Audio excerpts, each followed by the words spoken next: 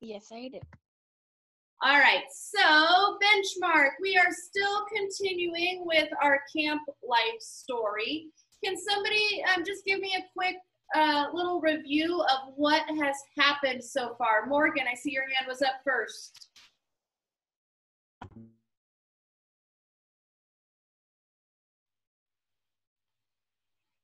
So, they had breakfast.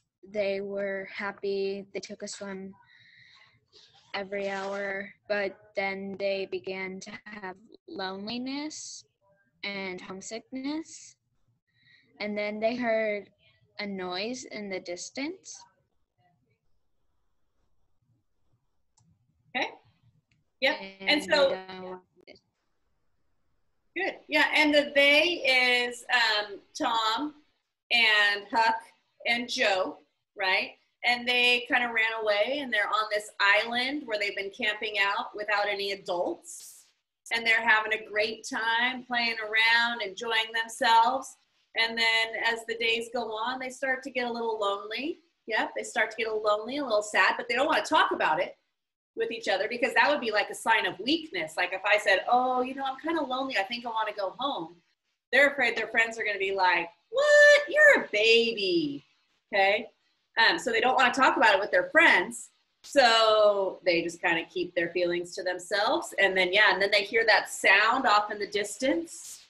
And we left with, let's go and see. So let us go and see what that sound is. Jordan, did you want to read first for us? Yeah, they sprang their feet and hurried to the shore toward the town. They parted the bushes on the bank and peered out over the water. The little steam ferry boat was about a mile below the village, drifting with the current. Her broad deck seemed crowded with people. There were a great many skiffs rowing about or floating with the stream in the neighborhood of the ferry boat. But the boys could not determine what the men in them were doing. Presently, a great jet of white smoke burst from the ferry boat side as it expanded and rose in a lazy cloud. That same dull throb of sound was borne to the listeners again. Good. So here we are, right? They went to go see, what is this sound? Where is it coming from? That same dull throb of sound was borne to the listeners again. And where did it come from? It came from the ferry boat. So the sound the boys heard earlier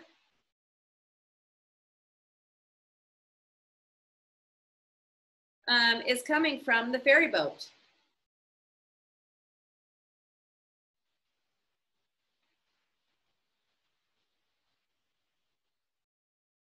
Ashlyn, is that a question? No. Morgan, is that a question? No, I just want to read next. All right, I need to find a different symbol. Like, do you guys have like the little check mark yes also, or like, yeah. I need a different symbol between I want to read and I have a question. Ashlyn, go ahead and continue for us. Give us 13 and 14. Yeah, if anyone has to go to the bathroom, whoever's in that room is on their own. That's it. Ashlyn. For today, at least.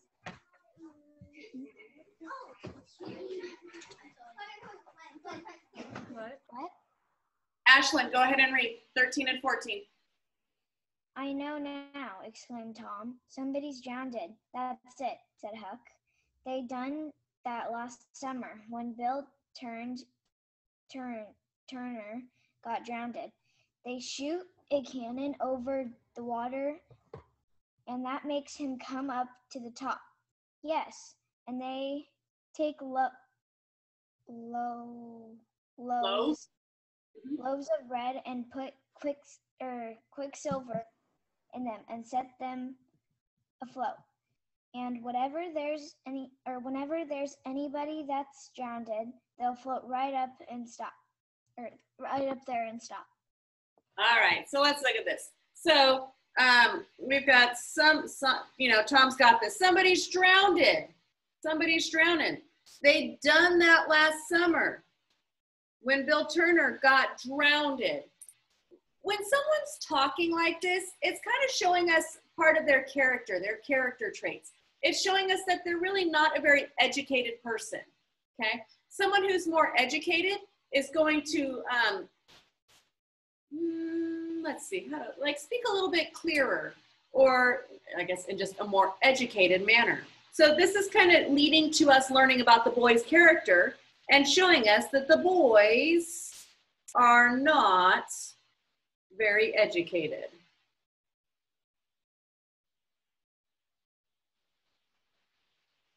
Okay. And think about what they're saying. If you shoot a cannon over the water, the person who's drowned is going to float up to the top. Does that make sense?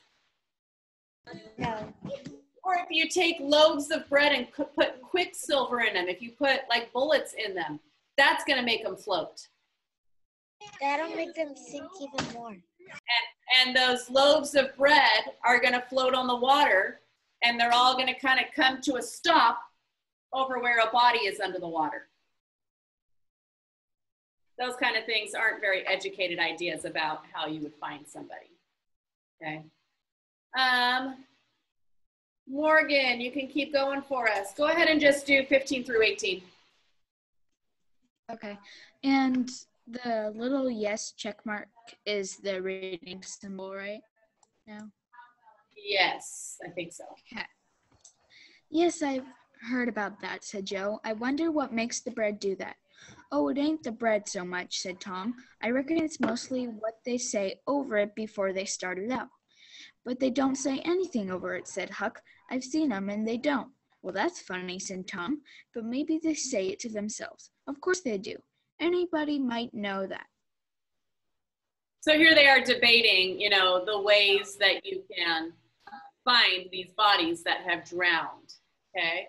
And Jaslyn, go ahead and keep going for us. Let's do, well, go ahead and do 19 through 22.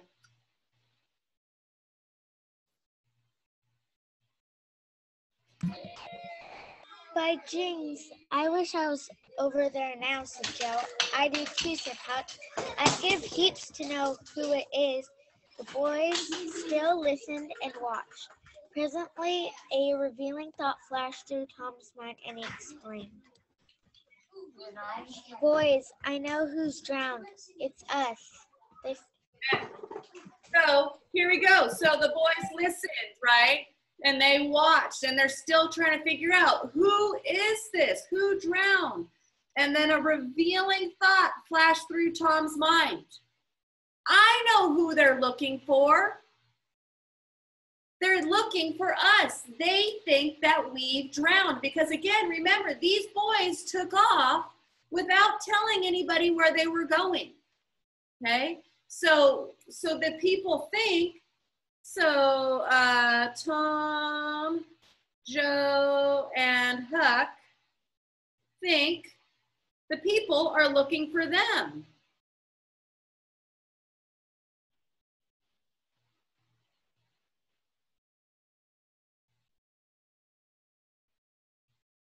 And that's why they're out there on the water. Amaya, when you're finished writing this down, go ahead and read 23.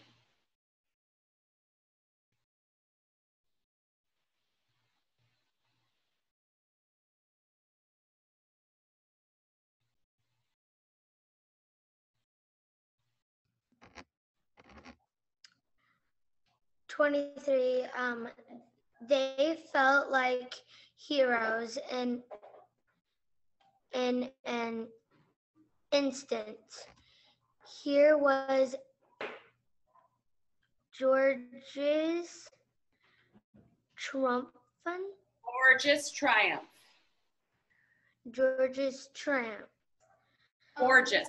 They were missed. They were mourned, hurts, were breaking on their accounts. Is that what that says? Yep. Tears were being shed, accusing memories of unkindness to this poor lost lads were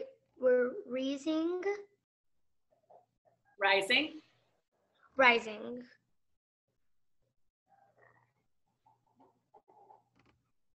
Uh-oh, I lost the spot.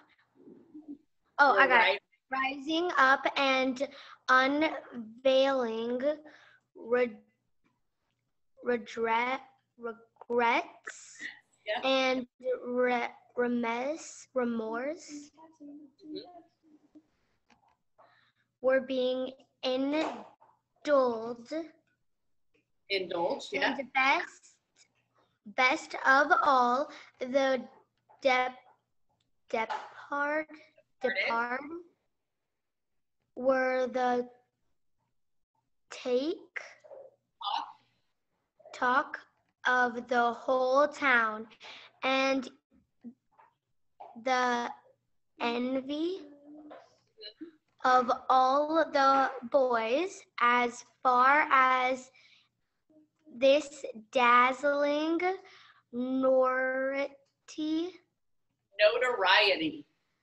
notoriety was concerned.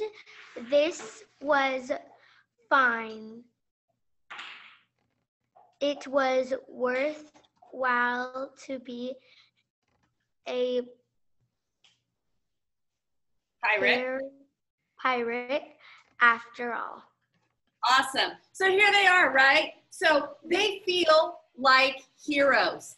As soon as they realize, oh my goodness, all of these people are out looking for me, I am pretty cool. I must be a hero. They're thinking that, oh, people are mourning them. They're sad that they're missing.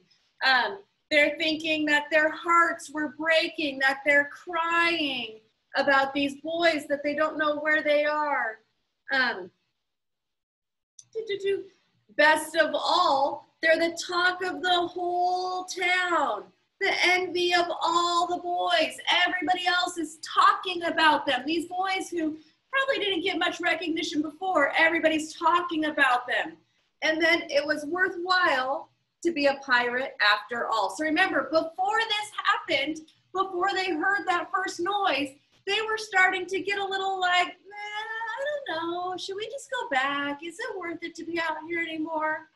But now that everybody's out there looking for them, they're like, oh yeah, it's worth it. We're gonna be famous, okay? So the boys, I'm gonna say that they are excited that everyone is looking for them. And it makes their trip worth it. So now it's a good thing that they're out there. Okay. Does that sound like very nice, like the right thing to do? Like, would you be excited that people are crying over you? I know it would make me feel really bad if I knew I did something or I was missing, or really I wasn't missing, but people thought I was missing and they were crying over just me being missing. That would make me feel bad that I was causing someone to have those feelings. Ashlyn and Jackson, do you guys have questions, or are your hands up to read? I have a question. Okay, go for it, Ashlyn. So what are the words notoriety?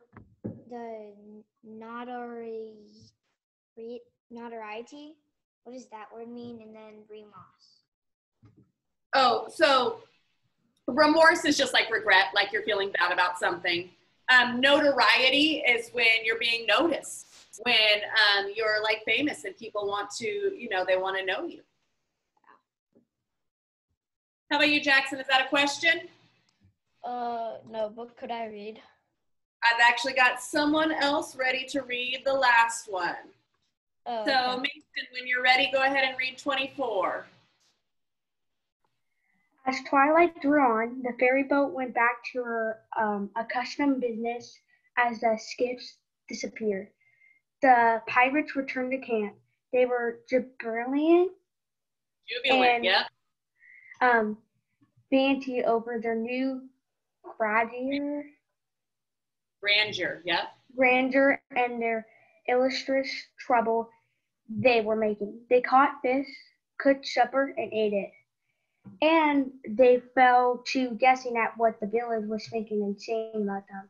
And the pictures they drew of the public distress of their account was gratifying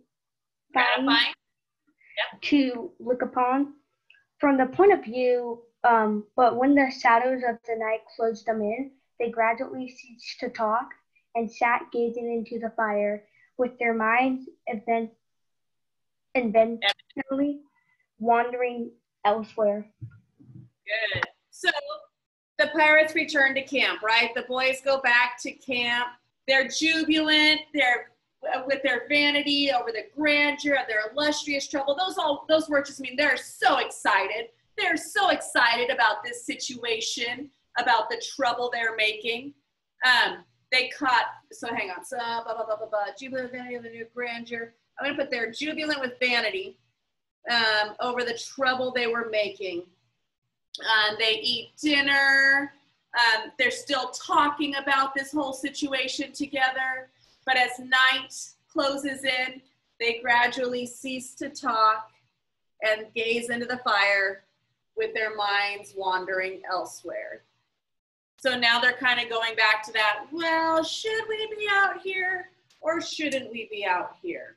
So I'm going to say the excited boys return to camp.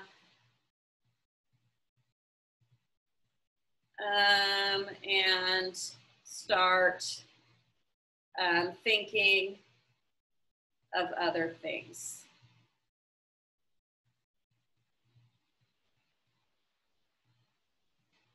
Okay.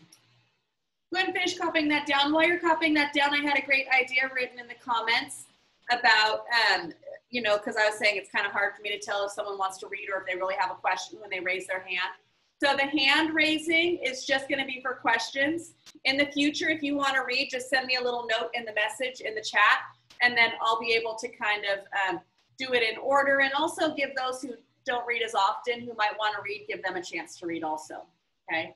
So in the future, if you want to read out loud, just send me a message in the chat, and I will work my way through those, okay? All right, any questions on this? That's the end of our story. I kind of want to know what happens. Do they go back? Do they not go back? What's going on with these boys? All right, I'm going to switch my screens on over to take a look at our slides that we're going to be working on today. Let me find my share here. We'll go there and there. And back to here. So today is very similar to what you guys were doing yesterday, except today it's backwards. So yesterday you were given the text evidence and you had to figure out what the inference is. Today, I'm giving you what the inference is, and you need to figure out what from the text supports that evidence. So what from the text supports it? And I did go ahead and I filled in a couple for you. So the boys were pleased with the massive response their drowning received. So it said back there at paragraph 23, they felt like heroes in an instant, okay? What else, what other evidence from the text shows you that they were pleased with the response they got for their drowning? And you are going to type the exact words from your reader where it says type here. Okay, you are taking that text evidence directly from the text. And the other one, the boys were concerned with their own popularity. Like they were so famous now. They were so excited about that. What evidence supports that? And then the last one I did all of for you. The boys hungered for attention and fame. We know that because they said, best of all, the departed were the talk of the whole town and the envy of all the boys. Okay, so you're just filling in these boxes, again, typing the words directly from the story that fit with that inference. Okay, let's go ahead and take a look at our planners. Let me switch over to here. So in our planners, we have benchmark, Unit 2, Week 2, Day 2, slide number 4. Okay, that's your main part that you're working on. I know that you guys didn't have very much time for math, so if you finish this, I'm going to let you go back up to math from earlier. Please make sure you get that quick quiz done in Think Central. It should be done before lunchtime. As soon as you finish this, your quick quiz is your next priority. And I know that it is accessible because people have taken it. Okay? If you are part of the teal group, I'm going to meet with you now. If you are part of the purple group,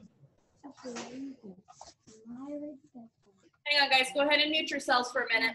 If you are part of the purple group, you're going to come back on at 11:30. If you're part of the orange group, I'll catch up with you guys tomorrow.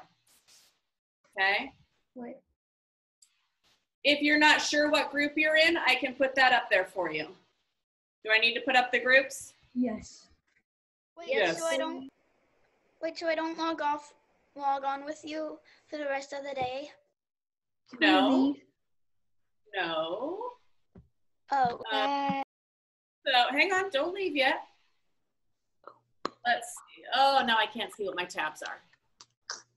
I know, I've got way too many tabs open. Let me see, did that give me enough space? I think. Did I close it? It's not that one. It's not that one. Oh, it's that one. Can you guys still see the planner also? Yes. Okay. So groups are coming up as soon as my screen decides it's ready to load. There we go. So teal, you're staying on now. Orange, you're coming back. I'm sorry.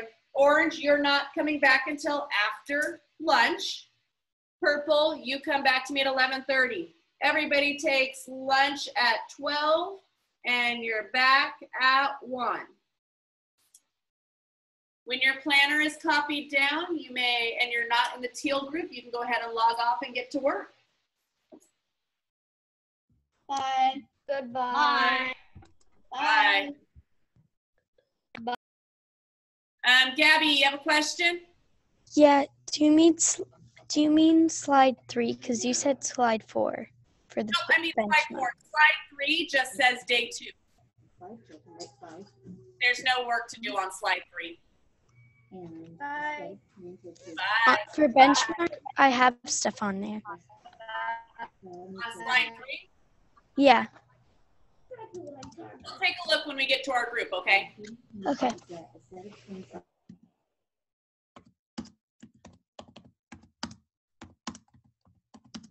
Bye. Emily, do you have a question? Emily, do you have a question? No, but I just want to tell you you're still recording. Thank you.